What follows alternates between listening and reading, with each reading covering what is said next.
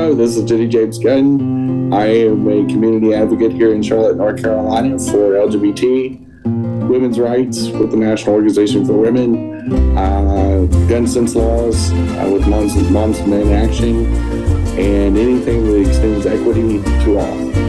Thank you. Hi, good evening. This is Barb Bacon. I'm a community advocate here in South Charlotte. Generally, I drive people around and to doctor's appointments, and I'm getting ready to have my sign-up list for taking people to vote. And today I drove front to Duke, so name it. I probably will try to help do it. So my buttons, once again, are I believe in health care for all. I've got some people that don't believe in Medicare for all. Gun violence, let's get some control of guns. And Black Lives Matter in honor of our friend Joel that passed away last year. So that's it, guys. Hey, I'm Christian Cano. You're the co-host. My buttons are Moms and Men Action, gun sense legislation, healthcare for all, Medicare for all, and also in my heart, Black Lives Matter on behalf of Joe Oldham, who's a guest of ours who passed away last year. That's it. Hey, everyone. Thank you so much for watching our Coffee Pan Dulce Show every week. Don't forget, you can watch us visually on our video podcast platforms on Facebook and YouTube. But you can also listen to us on your favorite audio podcast platforms like Apple, Amazon, iHeartRadio, Spotify, and all of the other ones that your favorite, whatever your favorite is. Once again, thank you for watching us on Coffee Pan Dulce. We'll dance out.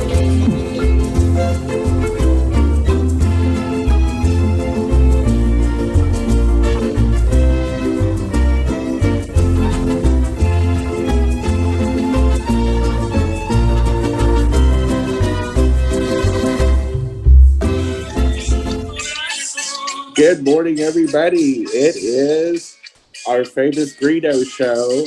This is the second Wednesday of the month. This is Coffee Pan Dulce, and I'm Jenny-Jaymes Gunn. How are you doing, Kristen? Good. Thank you, Jenny, for taking over all the sound. Rock and roll. Obviously. Technology is hard, and I know. I guess I'm technically the cool kid on the show. As far as I can work the Apple Music like a champ. Like, you're like a. If I ever make a DJ business just based on Apple Music, I'm good to go. Yeah. You definitely are the Apple queen. So, and I'm still trying to figure out. I don't know what's going on, but apparently my new computer only picks up my voice. It won't let me pick up music in the background and stuff. So. I don't know. If you're a techie out there and you know what the problem is, send me a private message. Maybe we can get this fixed over the next year. So, I made the wild and zany suggestion off camera. And I'll go ahead and put it on there. Yeah. Where you bought that from probably has an 800 number with technical support. As they literally probably can fix it in and get ready to be on hold for an hour. Press this button, sweet cheeks, and it'll probably fix it. Okay, but Jen, I'm one of those persons who hates to ask for directions.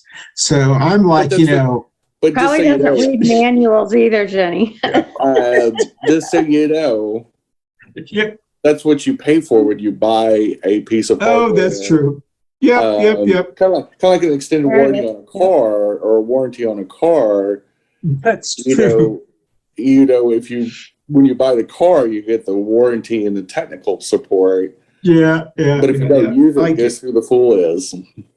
Yeah. Well, I agree. I completely agree with you. It's stubbornness, and I'll get past it. Okay, so everyone, in case Jenny has already said that, everyone, welcome to Coffee Pan Dulce. I'm Christian Cano, one of your co-hosts, along with Jenny Gunn, Barb Bacon, Mama Ruth, and we're hoping to have a cameo appearance by Mama Ruth. She's trying to get in, I hope, or we'll see what happens here before the show ends. This is our annual Grito Show, and we'll be talking about the reason we do this. It's part of our 16 celebration. For those who follow us or who know anything about 16 de Septembre. It is the Mexican Independence Day. It's the most important holiday for our neighbor Mexico, and anyone who's from Mexican heritage usually celebrates this. And we'll talk about the difference between this and Cinco de Mayo. So with that said, let's go ahead and around the Brady Bunch screen and introduce yourself and any imaginary buttons. Next week, we'll have this really cool video, so we don't have to do this anymore. But until then, let's do this manually. All right, who's going first? You, Jen? Sure. I'm Jenny-Jaymes Gunn, a local LGBT community advocate.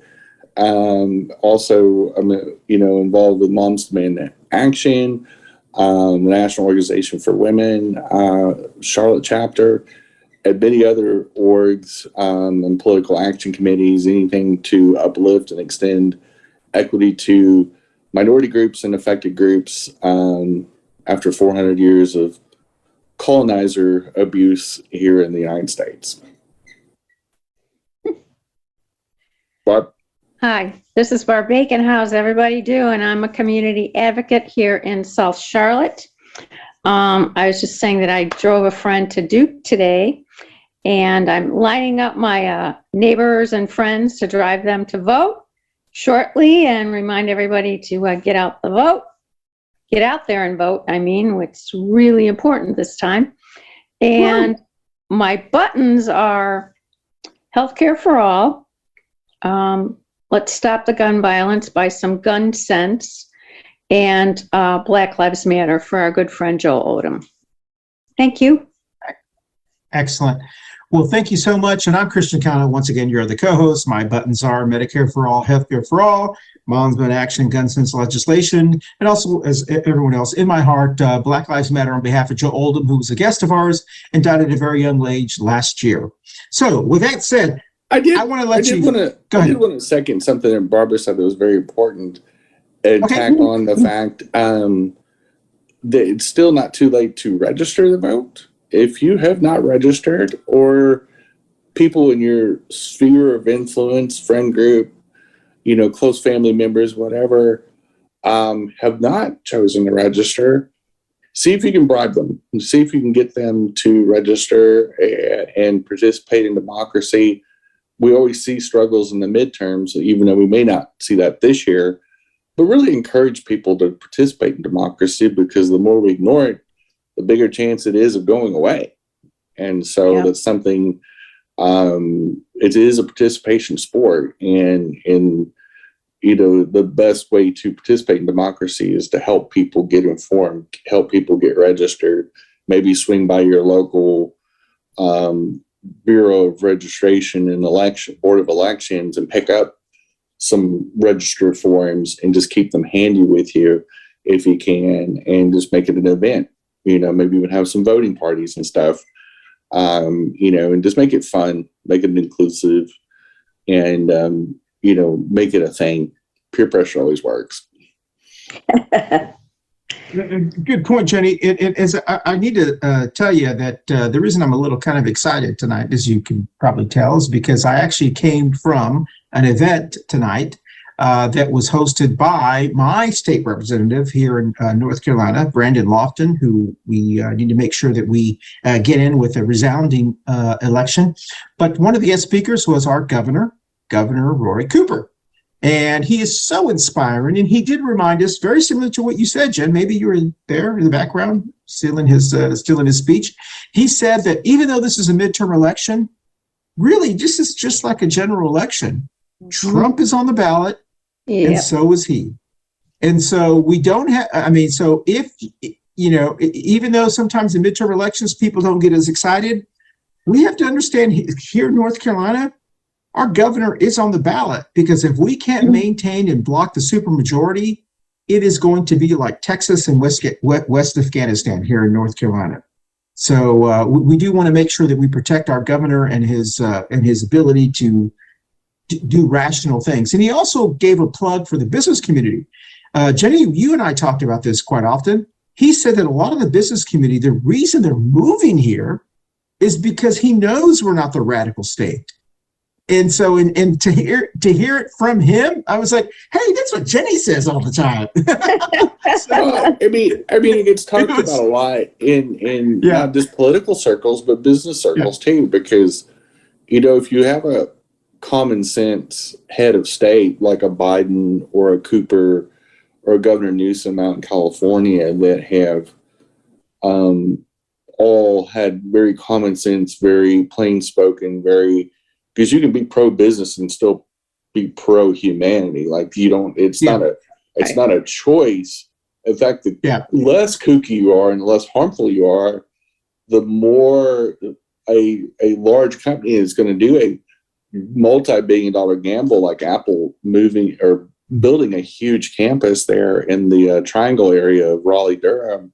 The reason they saw it less of a gamble was because we've had a common sense governor in place for almost 6 years, and they see that as a stable bet. That what Governor Cooper did is stabilize the state from passing any more anti-trans bills and all these hair on fire, trying to rig society to be some kind of theocracy, and it's just taking care of business. And our reward for keeping a common sense leader like Governor Cooper in the place is that we start seeing businesses coming back. We start seeing more investment back into North Carolina instead of looking at it, because they looked at Texas. So Texas was one of the states competing for that very coveted deal, and they passed on Austin, Texas, to come to North Carolina. That's true. Yeah. Good point, Jen. So with that said, let's salute to our neighbors. Whatever you're drinking this morning, I am drinking, because I'm in a great mood after I left. I'm drinking a margarita. So whatever you're drinking this morning, I'm drinking a cold, refreshing a beverage. And I also want to thank our conducive sponsor and supplier, Manolo's Bakery. Manolo's Bakery in Central Avenue. Yes, Manolo's Bakery in Central Avenue. Please visit your Black and brown small businesses wherever you live, and always buy local wherever you live. So before we go into our topic, today is the Grito Show. We'll be talking about Jesse Sace and doing a grito. We'll see if any of us have the nerve to actually do that. Let's talk about the 3 current events that are going on in America. One of them, Mar-a-Lago. Apparently this weekend, it was leaked, or it was said that some of the documents that were allegedly, stolen by President Trump were nuclear stuff from our foes, our allies, right, or something like that. Right. There was all kinds of there's some crazy stuff that was possibly put in there. The second one is there was a federal judge in Texas, and there's always one of these things that occurs. It'll be appealed. He actually ruled for a religious company that in Texas that has about 70 employees, and said that they do not have to cover HIV medication because of their religious objections to the lifestyle, I guess, that creates HIV. So that's another thing. And the last is here in Charlotte, North Carolina, we have a city council person who resigned and then ran again and then did get in this current term.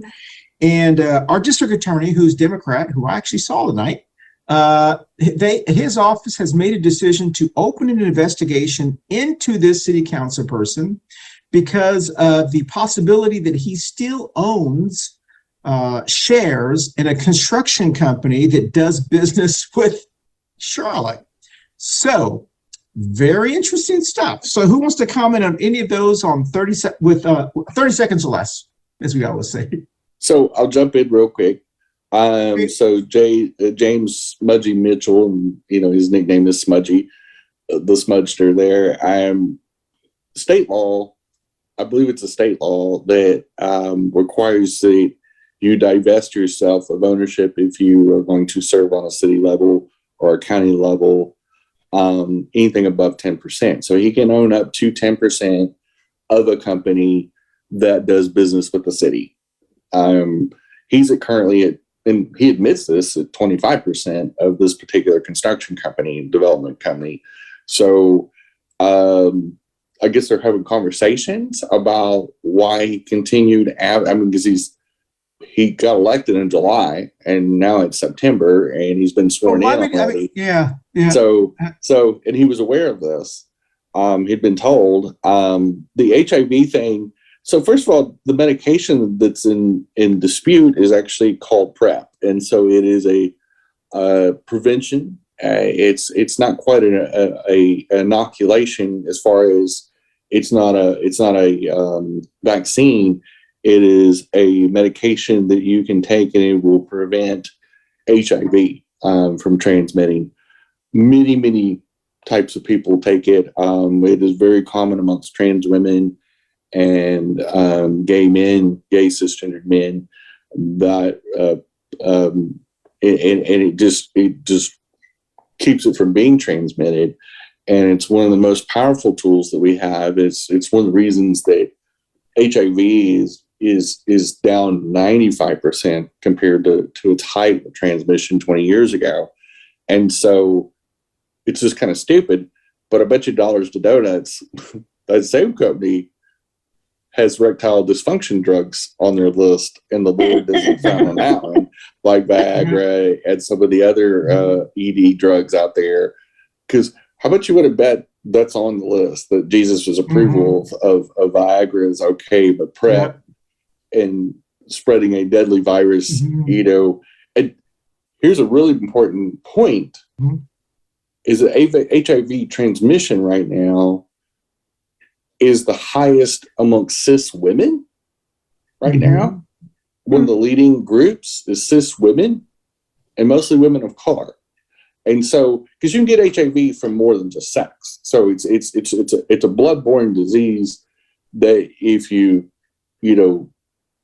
reuse or swap needles for intravenous drug use, there's multiple ways to get it into the bloodstream. It isn't just sex.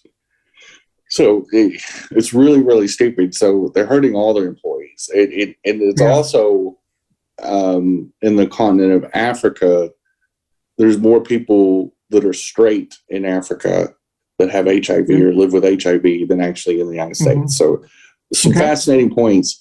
The Mar-a-Lago deal and all the 1,100 documents and missing documents and all the stuff going with that. The only thing I will say about that is I just can't wait for the trial. I can't even imagine. And we're going to talk a little about this a little bit more on the Two Queers in a Truck from a different angle. But I'll be telling you, he's scrambling. He is in some deep doo-doo, and is in a whole lot of trouble. And his son-in-law's dubious behaviors and $2 billion worth of funds from Saudi Arabia. It's you talk about draining the swamp and filling it with piss. I mean, it's literally crazy. Like, he's going to replace Nixon. Is the most famous president ever, if he hasn't already. Yeah, exactly. Yeah, I think he has already. So, thanks, Jen. Barb, you want to comment on any of those in 30 seconds or less? I guess about the smudgy thing, I have more of a question. If he's proclaiming he's 25%, why did they even let him run? Well, it won't keep him from running. It doesn't disqualify him for running. He just can't hold office. He's not supposed to hold office because the moment he had between the election in July, and then when he got sworn in last week, to get rid of the 15% that put him over the cap. For some odd reason, he did not, and this is kind of what got him in trouble when he stepped down in the first place. About a year and a half ago. And so there's more questions and answers. I don't think you're the only one, Barbara, that is. I think that's what basically Spencer, our district attorney, is kind of going. So tell me again why you did not divest when you knew it was a problem, when you've admitted you own 25%. What's the dealio? And there's just quite I don't know what crazy. The recourse is. I don't know if if it's a civil or criminal thing. It's a felony. Oh, it is a felony. Okay. So yes, it's I a just felony. and read the first 5 Yeah. sentences. So no, it's pretty serious. Yeah. Oh, yeah. Well, I mean, ethics should be serious. Well, then that's really stupid. Sorry. Yeah. Let's have a contest. Okay. Who is the most student politician?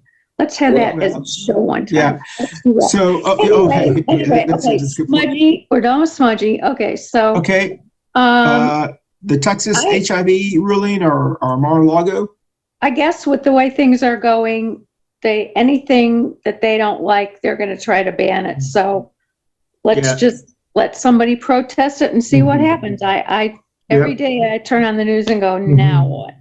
So, and I'm not surprised at any documents they found at Mar-a-Lago. He took exactly what he wanted to take it. What scares me more is what has he already done with them, and what did he intend to finally do with them, Amy? We've talked about it within my family, and we all say he was going to sell them. How do we know? I'm using it as leverage. Yep. I agree, Barb. And I'll answer real quickly so we can take our first break. Mar-a-Lago, I completely agree with you. I'm not surprised. I'm glad all this is coming out, because the more it comes out, the more I hope rational people go, this is just continues to add to, do we want him back? No. Why do we want this drama back? I mean, heck, the next one, the Texas judge thing, although I'm not surprised, because they're going to keep challenging all of this stuff due to religious freedoms. I do think they're going to go so far. Why aren't we allowed our religious freedom? As women, why aren't we allowed our religious freedoms? Well, because we don't fight the same way they do. Oh, we're more reactive than proactive. But I will tell you that the more they continue to fight this, the more that those who support healthcare for all or Medicare for all have an argument and say, we wouldn't even have to worry about this if we had Medicare or healthcare for all, because the employers wouldn't be making the decisions the type of healthcare you have. Yeah. You would have healthcare regardless of where you work. Right. And so so I'm actually kind of in a warped strategic way. I'm glad they keep doing these kind of things, because it starts to prove the point of why you need healthcare for all. So that way you're not hijacked on who you work for by the healthcare that you have, especially women. Held hostage. Or held hostage. Oh, exactly. I mean, how many people are held hostage to stay with a corporation because of the healthcare benefit? In fact, that's usually it's less about income than it is about having these medical business benefits. And as we all know, COBRA doesn't always work as well as it should. And if you can afford it, it's crazy. And you can be in the wrong situation at the wrong time, or have a long-term issues like diabetes or heart issues or any kind of genetic issues that are never going to go away, that they're conditions that we're born with or permanently have. And before you make a decision to leave a corporation that you work for with private healthcare insurance, that gap could kill you. That gap could bankrupt you. And we are held hostage by private insurance companies and private employers, and it's a horrific situation to be in. Yeah, well, and the last one about the Smudgy Mitchell thing, I'm not a big fan of him, because he just seems like a charlatan, just seems like a kind of a playa, will do whatever it takes. And he's not a very bright individual. He's a suave individual, very smooth. But my goodness gracious, the reason he quit the first time was because he was afraid he was going to be investigated because of this ownership thing. And then he decides to run again. And why put yourself in the same situation? Either he's so stupid that he thinks everyone's just going to not worry about it, or I don't know the answer. Either way, it makes him look not very good.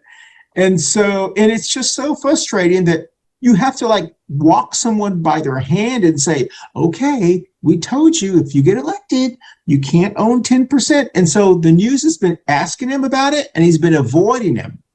And that's what's even worse, is that it's the smug, arrogant, I'm not going to answer the questions kind of thing. And so when you're, or Jenny, what did we say a couple of weeks ago?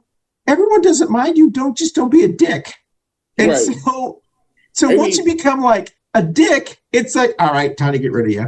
I mean, Well, here's the thing. that's a scorecard from Trump, isn't it? Maybe it's rubbing off on some of the Democrats. I know. And if he was going to be, and if he was going to be, if he refused or didn't want to give up the ownership and the stake in this company, which I would totally understand.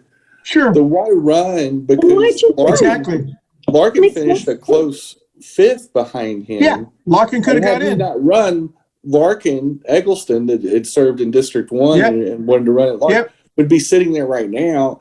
And Larkin already didn't have a conflict of interest. There was no issue with his daytime employment.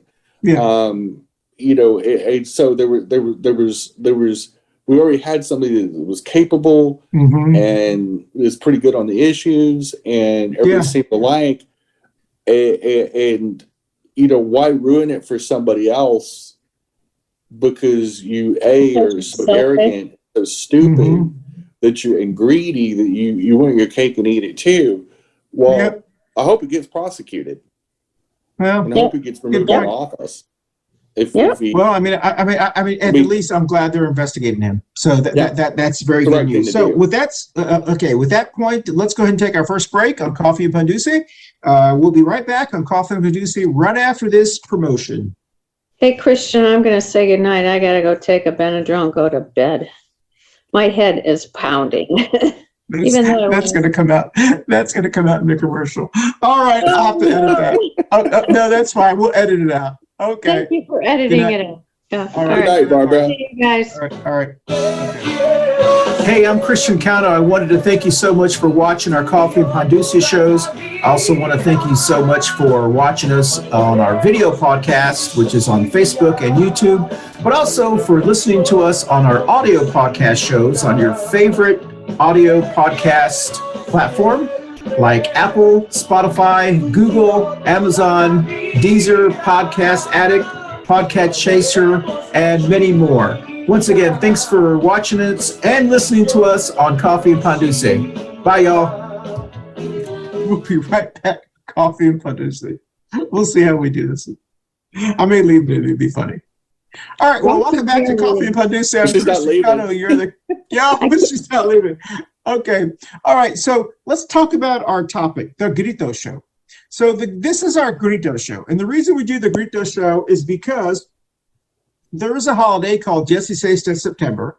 For most of us who are of Mexican heritage, I am a Mexican American heritage. Even though my family's been here for generations, we celebrate it. And it's called 16 de September. It's the 16th of September. And it's celebrated because it celebrates the beginning of the independence of Mexico. It is actually the most important celebration in Mexico, and for those who are from Mexican heritage. And with that said, there is a grito that is done, and it's kind of a traditional folklore that when the war started, there was this father Hidalgo, I think, or I can't remember his name. You have to look it up. And he actually did a yell, a grito. If you don't know what a grito is, it is something very similar to a Native American yell. It's a combination between a Native American yell and a cowboy yeehaw. It's kind of morphed, and so it's a yell. And a lot of cultures have this kind of a type of yell. And so if you've ever listened to ranchero music or Hispanic music or traditional Mexican music, the songs usually have a grito, someone who does a yell. It's like a yell of excitement. Last year, we played a video of the 3 types of grito. One's a happy grito and all that kind of stuff. Well, I'm afraid the technology is not going to allow us to do it today because I got these earbuds in. So what we're going to do is Jenny and I are going to try to spend the next 25, 35 minutes talking about this topic. Jenny, you think we can do it? Well, we be able to talk about the September 16th a little bit more. Yes, let's do that. Let's do it. And then also the difference between the 16th and Cinco de Mayo. Maybe They're we not should the same. jump into that first to explain that, because all right. I mean, for when, of course, September 16th is this week. In fact, it's just in a few days. And it actually coincides with my birthday. My birthday's on the 17th. So that's right.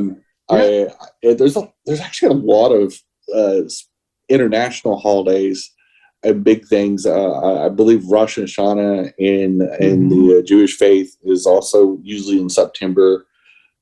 Usually falls, the period of time usually falls actually on my birthday. And then, of course, September 16th also falls on there. And so I spent a lot of time in San Antonio in my life and have had such a tie to Mexican cultures, Tejano culture, which is really just northern Mexico, is or like they always say down in San Antonio. I always thought it was normal to say that. This is the border moved on us. We didn't move, like we were always here.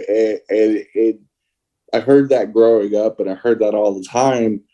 And when I moved in more northern, more white or Caucasian Texas, you never heard that. You wouldn't hear that out there. And one, because Mexico didn't really go up that far. Didn't really have any settlements up there, or New Spain. But it just was a very interesting, very, very different way of looking at things than what's usually in the United States is usually a white-centric colonizer viewpoint. And so again, when you grow up in that and you hear that all the time, and then you move to other parts of that same state that you don't hear that, or they're not the dominant culture. I think it's just fascinating. It always struck me as funny, just like many other things, switching cultures. So hey, Jen, let me just touch base real quickly. So many people know Cinco de Mayo. Sure. Not that many people know Jesse Says. Cinco de Mayo is actually marks the anniversary of the Mexican Army's victory against the French Army in the Battle of Puebla. Okay, it's a very big, important battle. Happened in 1861, I believe, or something like that. I can't remember, or something like that. You told me that last time. I can't remember. Right. Jesse Says marks the beginning of Mexican independence, the war, and it happened in 1810, I believe. And it was a 10-year war, and the Mexican won their independence against France. And so I got to get all those all straight. Anyway, my history is not too familiar. All I know, their independence came from Spain. So that's right. Mexico, that's right. Mexico, that's right. Which was the majority of the desert southwest of the United States, and then also modern day Mexico. And probably, down into some of the Central American countries at one time was called New Spain. And then what September 16th symbolized is that New Spain became Mexico. They broke away, very similar to what we did just a few years earlier. In fact, probably had a lot to do with Mexico. Like, those people could do it, we could do it, And at that time, they were a much larger country or colony than the United States was, and so they won their independence from Spain, from the Spanish crown, and became their own country of basically. In fact, their full name is, I believe, if I'm not mistaken, is the United States of Mexico. So it is. That's true. Yeah. But we always refer to them as Mexico. It's kind of stuck. Just like we sometimes call ourselves America or United States and things of that nature. Over time, we usually use nicknames and colloquialisms. And so, but Mexican independence changed a lot of things for a lot of people. For one thing, probably helped facilitate Texas's independence, because battling Spain versus battling Mexico was a way different conversation. A lot of people don't realize how powerful Spain was at that time, but they still had stakes in the Philippines, very much on par with the British Empire, and had control of a lot of the Caribbean, like Puerto Rico. That's how we ended up with Guam, the Philippines, and Puerto Rico was our war with Spain as the United States in 1898. Well, one of the things also is that Hispanic Heritage Month here in the United States actually starts on the 15th and the 16th, one of those two. And it starts on Mexican Independence Day, and it lasts 30 days. So it goes from middle of September through the middle of October. And the reason is, people ask that, they're like, well, why is it divided? It's because there's a lot of Independence Days for a lot of the countries, LatinX countries, that occurred all the way through that time period, and they made the decision to kind of do it that way. But what's really important about this is that if you are not familiar with the Latinx, Hispanic, Tejano, whatever culture, we say this all the time, whatever term you want to use, most people in Texas, where I'm from, and from Jenny, we've always celebrated Jesse Sace. I don't ever remember celebrating Cinco de Mayo until maybe I was in college, maybe at Chili's or something, or whatever. But I don't remember our church or anything having like a Cinco de Mayo. I think our city had a Cinco de Mayo celebration. The Fort Worth city had a Cinco de Mayo celebration. But most of your local communities always had a Jesse Sace festival, at the church or something like that. And it was more of a Jamaica or whatever you call it. And so I've always known Jesse Sace as being the celebration. It wasn't until after I got older that I started hearing other people celebrating Cinco de Mayo. And so, I'm not saying that either is, because, we had Rafael Prieto on and talked about the importance of Cinco de Mayo and how it brings commerce to, restaurants and so forth. And I think it's wonderful. But I do think that we have an obligation to kind of educate people and let them know exactly what the difference is between those holidays.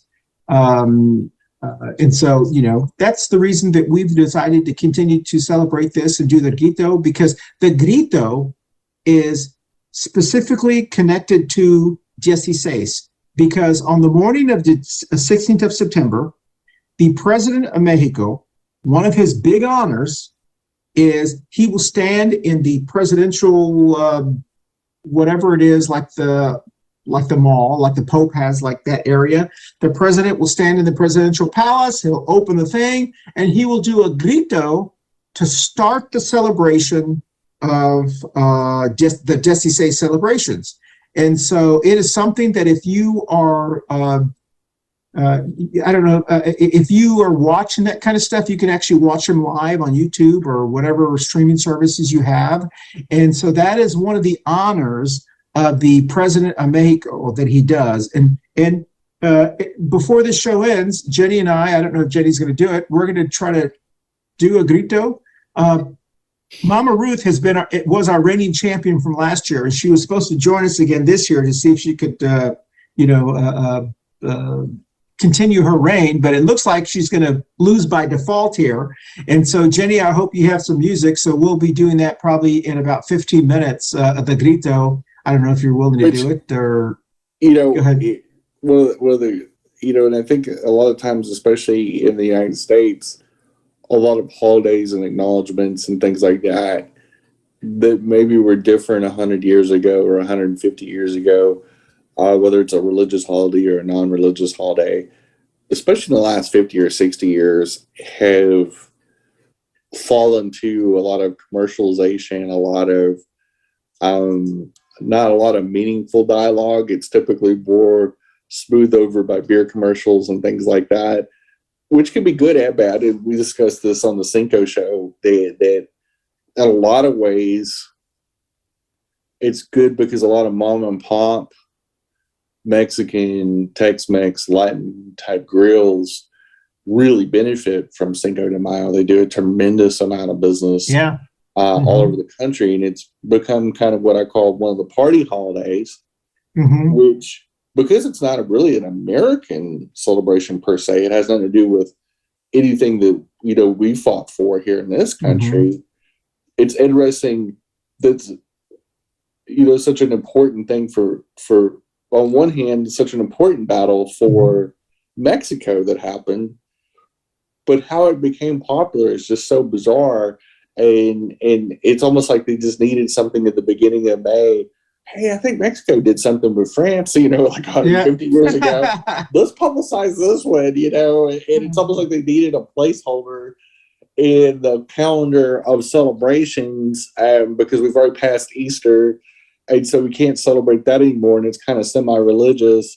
Memorial Day is not really a celebratory type thing, so it's hard to kind of sell war deaths, so what do we, hey, I think they did this thing on May 5th a long time ago, and it's very bizarre how there's so much racism against Latinx identities and Hispanic identities.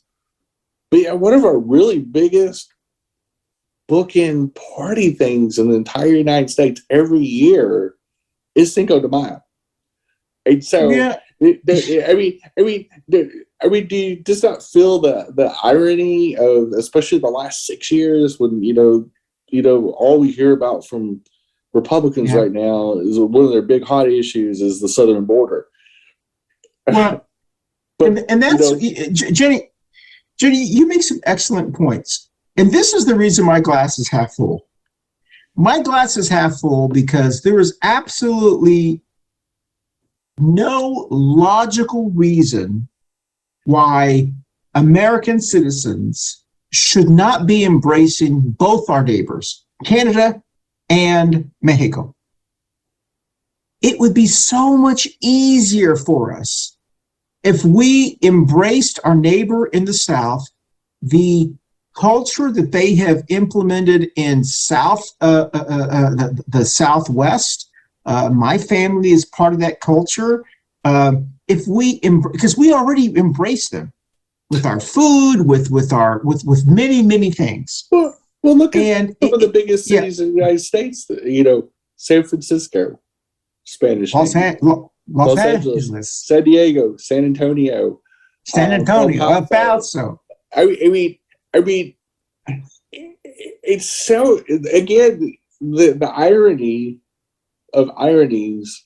The second largest Spanish-speaking city in the world is Los Angeles. Yep. And it's so bizarre that we get so keyed up about brown people coming over the southern border. Yep. And it's not lost on me that we never hear about Canadians coming into the United States. Yet many of our celebrities, many of our famous broadcasters, all were born in Canada. That it's no big deal. But typically, most of those people are white. And I think, as somebody that grew up so close to the international southern border, like myself, I grew up and spent a lot of time, only 2 hours from there. Did border crossings as a child, and as a young adult, all the time. Never even thought twice about it. Never really just felt like when you cross the border, you kind of tell, but you kind of can't. And it just was so typical for us. It was so normal. And for some reason in the 21st century, we've reverted back to this culture of paranoia. And I'm going, why? Especially politicians from like Ohio or Indiana or Montana, and they're just losing their minds about our southern border. I'm like, you never even spent any time there. You don't even know anything about it. And even worse, when Texas politicians start talking this xenophobic, racist dialogue, and you're going. But here's the crazy thing, Jenny, and you and I talk about this all the time. And I know it's just it's difficult for me to say this because it drives me crazy because I don't understand people's logic. The war is over. Culture war, whatever you want to say. The culture war is over. Demographically and the numbers, Latinx Hispanic people will be the new majority minority very, very soon. So all of this angst against it, it's just, it almost, to me, it's like, it's a silly thing, because it's like, listen, even I don't understand the angst against it, because the free market and the capitalism has already determined who's going to succeed. And it doesn't make any sense to me to see those last minute holdouts trying to, whether they're white nationalists or white supremacists or whatever the case may be, they know their days are over. We all know it. I mean, we all chuckle and we're like, this is this. But it almost makes me sad, because surely they know that their days are over insofar as the craziness that they're talking about. But it's like the meme. But it's like the meme that I posted, and I think I sent it to you. Yep. Just like when you're dead, you don't know you're dead. Yeah. It still applies to stupid people too. Yeah. I mean, I don't think stupid people are capable. I'm talking about the mouth breathers. Sure. Yeah. But especially the mouth breathers, the portion of the MAGA, the MAGA group, whatever you want to call them, the people that go to the rallies and send Bannon, $50 for a border wall, things of this nature that are just get duped by the My Pillow guys of the world and things like this, that are on the lower end of the spectrum in IQ. They don't realize the demographics. They don't realize they just hear dog whistle things like, well, they're bringing in rapists and murderers and that's all they hear. That's all they need to hear. And because the alt-right has done such an incredible job about messaging for so long, and really just sowing in the racism and the xenophobia about people of color. And we've, even with our movies, look how many of our movies, where we've seen Latinx people of some sort, Colombians especially, Mexican, like how many TV shows have the normal Mexican cartel heavy? You never see like a successful Mexican businessman being the hero in the movie, or being the unless he's a drug dealer. Unless he's a drug dealer, or something like that. I get it. Hero movie, but you never see the Mexican business person helping out Arnold and getting into the chopper, and you don't see those type of deals, and we've talked about this many times about even Latina actresses, some of the more famous ones that have all they've ever played is either domestics or maids in their entire career. But it just goes again to that messaging that brown people are less than, and that's all. So when somebody like the former guy says, well, they're not sending their best and their brightest, they're sending drug dealers and they're selling they're murderers and rapists and all this type of stuff. That's all these really dumb white people hear. But you know what, Jenny? No, you have some excellent points, and this is my half glass full kind of comment, and we'll take our third break, and then our second break actually, and then we'll go into the Grito. We only have 2 breaks here. The same resilience that we have seen in the LGBTQ plus community, who experienced the same marginalization, but had to fight and fight and fight to overcome, to be noticed and so forth, and to accomplish the things they have done. The same resilience I see in younger Latinx, Chicano, Hispanic, Tejano, whatever terms you want to use.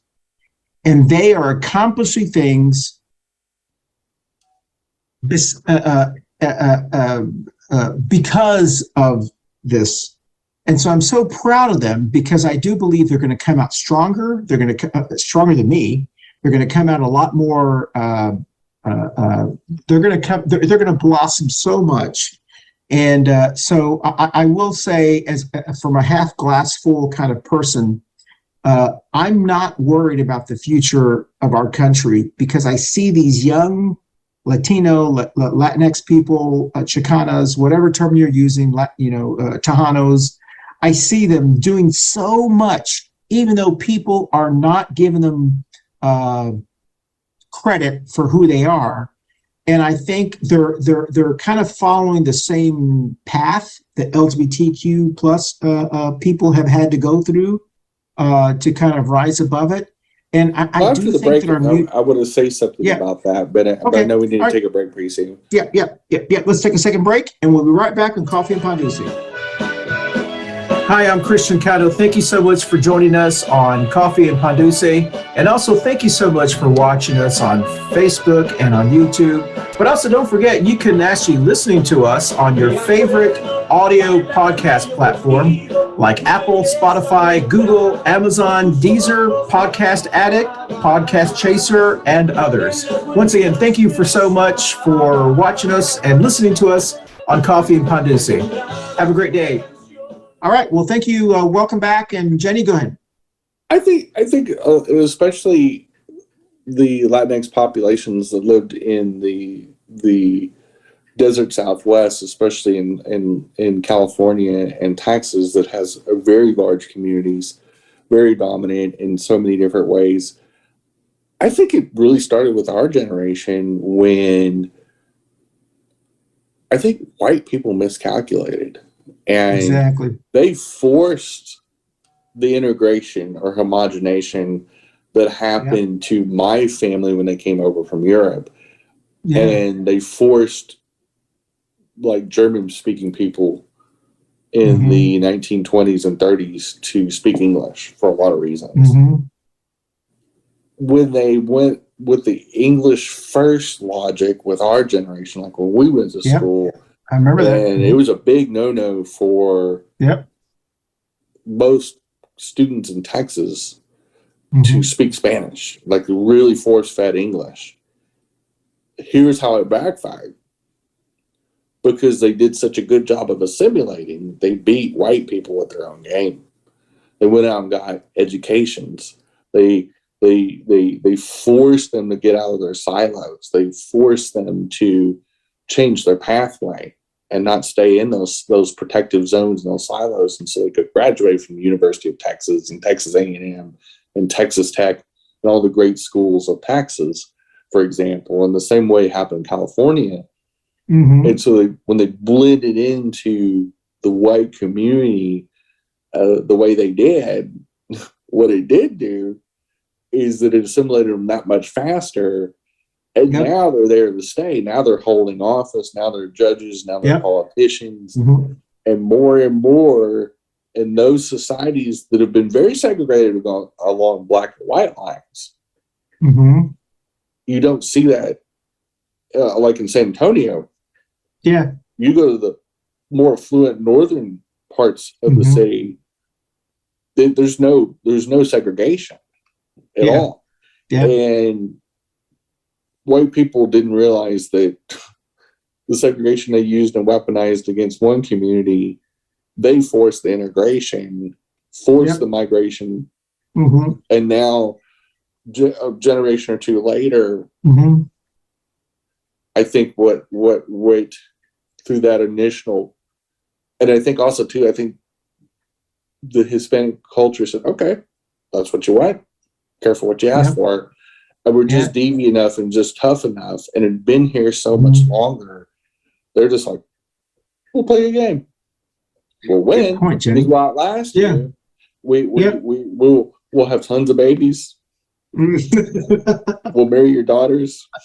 We'll do everything we need to do.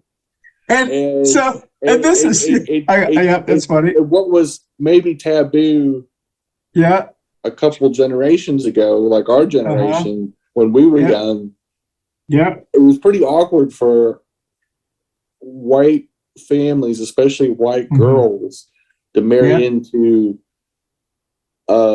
especially Mexican families. Because there was the old joke. And is how do you change a Mexican boy into a Spanish man? He marries your daughter, and because you would see it all of a sudden they would go, "Did she dating that Mexican boy?" And they go, "No, he's Spanish." You know, it's like, exactly. Like somehow he was going to Europeanism. Exactly. Over and over again amongst my peers, I'm like, no, his roots are from Mexico. I mean, but it doesn't matter. He's still a cool dude. We still love Robert. Like, it doesn't change anything for us. But you can see the old white racist from, he's Spanish. No, exactly. You know, that boy's Spanish. I'm going, that's from Spain? Like from Madrid? Yeah.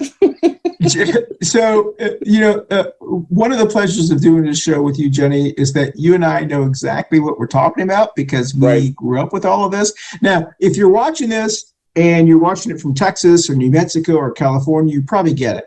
If you're watching this from New York or Pennsylvania, you're like, I don't have no idea what they're talking about. So that's fine. We're here to educate you, just like I don't know what's going on with in Philly and certain things or whatever, but I know exactly what you're talking about, Jenny. And it's like, it's just so places like Philly or New Jersey or places like that. Yeah. Where an Irishman or an Italian. It was like Italian. Italian Irishman kind of issues. Exactly. Perfect. Exactly. We know he's half British, or you will play it off. Chris could have flaming red hair and a last name like O'Toole, but he's real British, or whatever. That's right. Does he go to the Catholic Church too? Exactly. So, there's that weird, again, that assimilation, just like my family 2 generations ago that had very heavy German accents. My grandmother had that accent to the day she died, and very clearly was not born in the United States. And but because she spoke only English, and if she did speak any German at all, you knew you were in trouble. You just listened for your name and you started running. My grandmother, my dad's mom, was 6 foot tall and a very strong woman. And we loved her until she got mad. And then we just who broke what? Who screwed up. But anyway, being a melting pot, every ethnicity that came to the country has learned how to assimilate in a white person's world, and I don't think that the dumbest side of the ledger, the MAGAs, one, they probably went to a school, got homeschooled, and didn't learn history the way it should be taught. But also, too, they just. I don't think they understand. I don't think they understand that parts of the United States used to be part of Spain or Mexico or any of that kind of stuff. Like they slept through that pesky little part of history. That's an excellent point, Jenny. And one of the things that I know, we don't have a lot of time to talk about this. We only got 10 minutes left, and we got to do a grito. We're going to take our last break. Is that one of the things that I know is going to happen is, regardless of all these MAGA moms who are trying to block this stuff in the schools these kids will eventually learn it, whether they'll Google it on, anytime you tell a child you can't do something, they're going to do it. And so it's so naive for them to think that they can hide stuff from young people who want to learn, who educate themselves, and it's going to happen. And what's going to happen is they're going to come back and they're going to hate their parents. You know what? Whatever. Okay, so let's take our last break. The last break is talking about a show that drops about 30 minutes after this. It's done by Jenny. It's called Two Queers in a Truck. I'm on it as well. And so, we will take our last break talking about the last show. Or I'm giggling. The margaritas are kicking in. All right. So we'll be right back from Coffee Pan Dulce. Up next is Two Queers in a Truck with Jenny and Christian. And hope you guys tune in. We'll see you in about 15 to 20 minutes. Thank you. Bye. Well, welcome back. And so in the last 10 minutes, let's briefly talk about the grito. So, Jenny, I hope you have the music. It's going to be the same song as I played at the introduction. So. Yeah, exactly. So, full disclosure, Mama Ruth, who's a co-host of ours, who has been on hiatus for a while, was supposed to be back here tonight to reclaim her championship from last year. And apparently, since she's not here, she's going to lose by default. And we'll see if Jenny wants to, we'll see what a grito. Once again, a grito is something that it's celebrated, and it's a yell. It is, everyone does a different yell. There's several types of gritos. And so, Jenny, do you want to do it? Sure. Okay. I did last time. So, okay. Yeah, I know you did. So we're going to let Jenny go first. And I guess we'll have Barbara be the judge later or something on the next show. I don't know. I don't know. Yeah, I don't know how we're going to do this because usually we have a judge on here. So, all right. So this is our grito. Our grito competition. There'll be many grito competitions all around the country this weekend for Jesse Sace. And so, Jenny, I'm going to spotlight you, and you do your grito with your song. Okay. We'll go with the song. Yeah, yeah, yeah, yeah.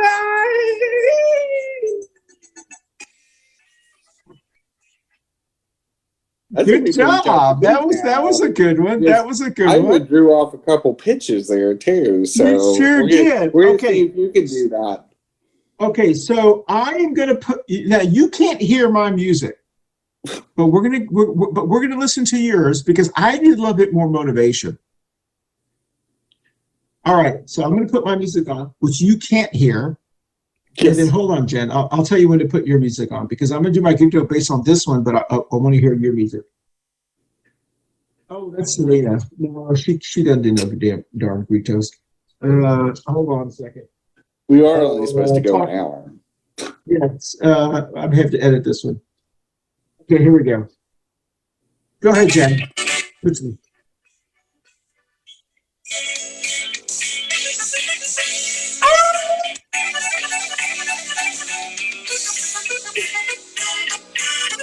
All right. What was that? What was that? Did you hear that? I heard the very first part. Okay. Did you squeak out? Let me do it. I did. Hold on. Let me do it again.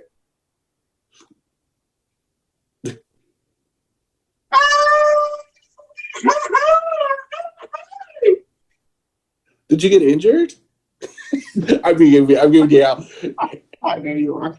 It was very good, Princess. It was very good. Thank you. So there are many types of gritos, and that's the only one I can do with the music that was on. It is a very, very difficult thing to do. And listen, it really grown is. up, it really is. And so, if you're ever like at a dance or in San Antonio or there's a group going on, you'll hear someone do a grito, and it is really I'm impressed because it's not. Yeah. It also too, for somebody that have spent a lot of years in or around what we have a thing called the Fiesta in the spring in mid-April. Yep, that's right. It's about a 9 or 10 day street festival, and we have 5 nights called Night in Old San Antonio, which is in the little village. It's a gated party district that has their arts and music and all that. Once it hits to a certain part of the night, there is spontaneous gritos going off like hand grenades in the Ukraine. Like it is literally and Chris, you got to picture a crowd that is probably as large as Times Square at New Year's Eve in New York City, in a chain linked area with food booths of all kinds of international flavor. It's celebrating all the 6 cultures of Texas. Sure. So it's not just a Mexican American or a Tejano celebration. So you'll have like German polka bands playing with Juco bands. Exactly. Czechs, Czech stuff. And you hear gritos, like it's just lobbing. I mean, it's incredible. The way it's designed there in downtown San Antonio, your ears are numb from the gritos. Like you don't want to hear them for another year because it's so loud. Exactly. And if you're watching this, it's so different from the fact that you hear so many different types of intonations, depending on what kind of music's playing, what's going on.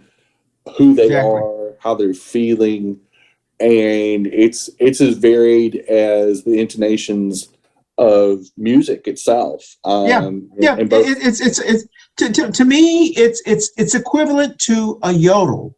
yeah, it is. It really comes from the same place that you would yodel Yeah, from. yeah, yeah, yeah. It's but you know, all of us is so intertwined. Like country music is a combination of Tejano Mexican music and all kinds of polka music and stuff. So it's you know, it's wonderful that we're so intertwined in the Southwest. And that's why it's so discouraging for people who are on this hatred kind of platform, because Right. they're insulting the wonderfulness of the Southwest and how we are basically so intertwined. My family, you know, is so intertwined with not just Mexican culture, but Texas culture and all kinds of cultures. And that's what has made us so live in harmony for so long. And to me, it's in jeopardy with all of the MAGA Republicans. And I hope that if you're watching the show and you understand what we're talking about, that you want to save that culture and that heritage. So, and the weirdest part about segregation is the people that are yeah. wanting to segregate us by race or ethnicity or whatever you want to call it. It's so bizarre because when you live in a very metropolitan city like a San Antonio or San Francisco or LA, or New York City, another prime example of being a very international, multicultural type places, is that diversity is what makes the city so cool. Exactly. Wandering around San Francisco, one moment you got a Ferrari dealership, and the next moment you're in Chinatown, and you get all these different groups coming together. In those type of cities, it's just not a big deal. And I guess people that live in the more rural, more remote or isolated parts of our country, they get convinced that diversity is wrong and it's stupid and it's killing American culture. I'm going, diversity is what made America. Yeah. We didn't even win our independence without other people. There was German mercenaries and all kinds of other countries that helped us beat the British. We didn't beat them by themselves. Yeah. There was other cultures here too when we formed our nation, and there always will be. And that diversity, that American tapestry is what makes us right. Exactly. Good point, Jenny. And we should not fear diversity. It's most of the world is amazed how diverse we are and sees it as our strength. Only Americans would see diversity. Only certain Americans would see diversity as a weakness. And that strength of the Latinx Hispanic culture of overcoming so much of that, the stupidity of our country only makes them stronger, only makes them more resilient. And,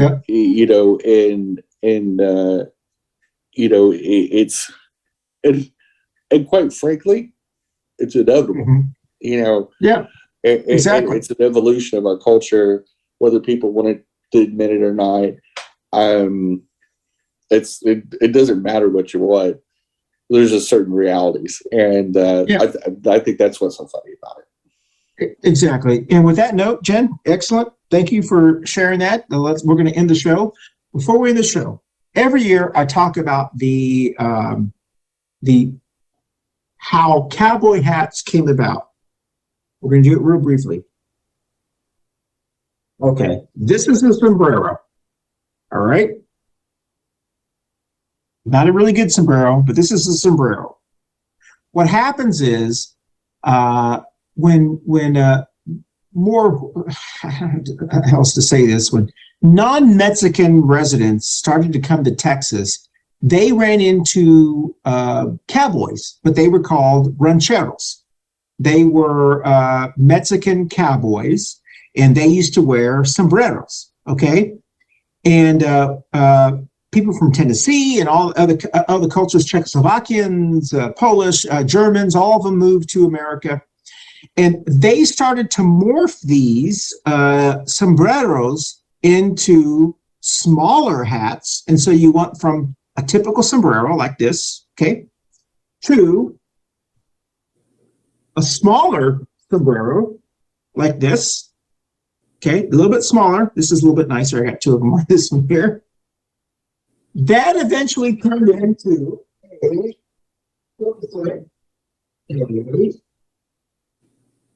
cowboy hat. It's the same thing. The brim became smaller and a little bit more curved. This is a Stetson, so it's too tall. It's not what normal people would wear, so I will admit that. And so the sombrero morphed into what we call the modern day cowboy hats. And actually, most really expensive cowboy hats come from Mexico. Stetson does not, but a lot of the other brands come from Mexico, and they're where they are. So a little bit of history. That's kind of how the cowboy hat was developed. It went from a sombrero to it got smaller and smaller and smaller, and that's how you have your traditional cowboy hats. And so that's my cowboy hat lesson for today.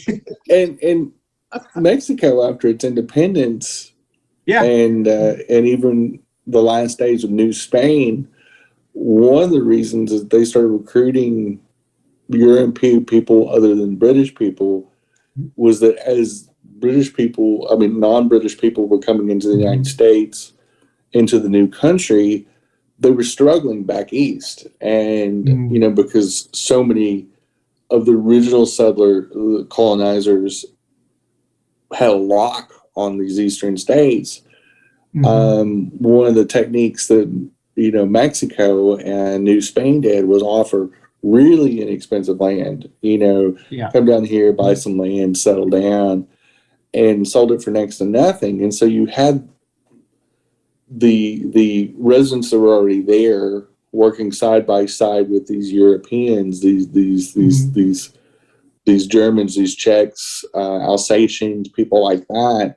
And so many of the Central Texas little towns and stuff like that and counties were established with multiple cultures back then. And many of the cities, like Castroville, places like that, Bernie, a lot of those what they call those Southern Hill Country cities either had European names or had Spanish names. And they worked side by side for decades. I mean, it was not, there were, and the interesting thing, so when, Texas had its revolution and beat Mexico, the Spanish culture still stayed. Like, it didn't change. It just they flew a different flag. And exactly. And so many of the cultures that you see that are very Texan or Arizonian and stuff like that, the majority of those type of things really came from Mexican culture. Exactly. And it just got anglicized a little bit. And I always find it fascinating when you see white people really strutting around in a cowboy hat, and I go, you realize that came from Mexico. It still does. Exactly. Probably was made in Mexico. As they're flying there, don't tread on this flag, and worried about brown people coming over the southern border. I agree. And too funny. All right. Well, let's end our show. Been a great show, Jenny. We carried it as usual. And so in 30 seconds, Celeste, tell us who we're going to be over the next week, and we'll start to end it. Well, obviously, I've already mentioned it, but this Saturday is my birthday, so it'll be my 53rd trip around the sun, and or as I always say, I'm always 25. But anyway, I have to bump it up to about 29, I think now. I don't know if 25 is floating anymore. But anyway, I was super excited. I usually do pretty low key birthdays, and I plan on doing that this year too. I got a lot of my heavy partying out and Pride weekend last month, so it'll be pretty chill, and I'm always excited to get it on and then get it over with, so they can go back about being away from my birthday. All right. Well, listen, I know we're having a special celebration here for Jesse Sace and Jenny's birthday. So those who have been invited, you know what I'm talking about. And I do want to just give a plug real quickly for the next two shows. Next week, we will be talking about Is Religion Dumbing Down America Part 2? It is about a year ago. We talked about the first one. Is it Religion Dumbing Down America? And it was a good show. And then we'll end the month on Dr. B has confirmed he'll be back for this show, the annual Medicare for All Advantage Scam Show. So it'll be the last Wednesday of September. We'll be talking about the Medicare Advantage scam. Is it still a scam, and all kinds of stuff. So it'll be interesting to have that show. And then just to let you know, we actually have received, and I'm able to say this publicly, we received a confirmation from a person in Key West. Her name is Sushi, Miss Sushi. She's a famous drag queen out of Key West, and she actually owns the big show house there that they do shows there, and every year before the pandemic they drop a shoe on CNN on Anderson Cooper's New Year's Eve, and she will actually be on our show. We're doing a special show on October the 11th. It will be posted on that day, and we will be talking about the war on drag queens in America. We'll be talking about how a lot of MAGA Republicans have been going after drag queens here in North Carolina and all around the country. And she has agreed to be on the show, and we're very happy to be on here. And hopefully we'll have some local drag queens here from Charlotte as well, talking about, about that phenomenon. And so that will be coming up. So other than that, I will be here celebrating Jenny's birthday. And then also, I do want to invite people who are watching this who live in this area. I believe there's a Union County Pride thing going on this weekend. So there's a lot of things going on, and of course, college football as well. So with that said, I think that's it for me. Jenny, you got some music for us to sign out on? All right. Everybody have a great All right, week. y'all. Take Get care. my hair back. Bye. We'll see you next week. Hey, y'all. Thanks for watching. We had a special show this week. And ran a little bit long, but they're chock full of fun stuff. And make it all the way to the end. You'll see us doing our Grito competition, which I clearly won. No recall needed. Just saying. Y'all have a great week. Bye. Bye, y'all. Next up, thanks for watching Coffee Pan Dulce. Next up is Two Queers in a Truck. Stay tuned.